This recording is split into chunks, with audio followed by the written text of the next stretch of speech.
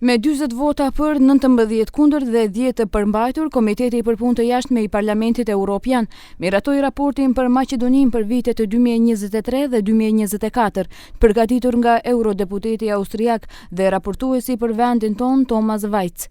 Ai u shpreh i kënaqur duke theksuar se raporti u miratua me shumicë të gjerë politike. Jam krenar për gjithë punën e palodhur që u bë për të arritur kompromise që të mund ta sjellim këtë raport mirë të balancuar me shumicë të gjerë politike.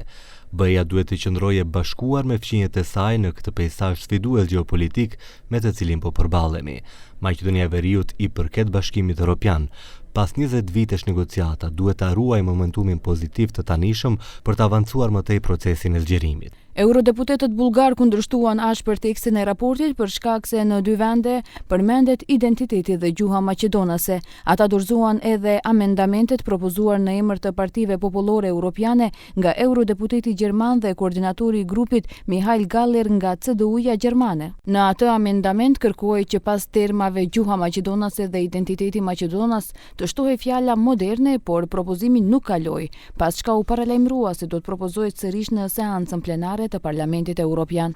Në emër të grupit do të doja të propozoja amendament që ka të bëjë me kompromisin 1 dhe 10, ku thjesht shtohet fjala moderne në 4 vende, me çka do të jetë gjuha maqedonase moderne dhe identiteti maqedonas modern.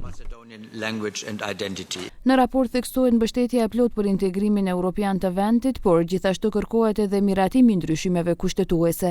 Në pjesën që ka të bëjë me funksionimin e institucioneve demokratike, notohet polarizimi i thellë politik, nevoja për ndryshime në kodin zgjedhor, si dhe përballja me korrupsionin.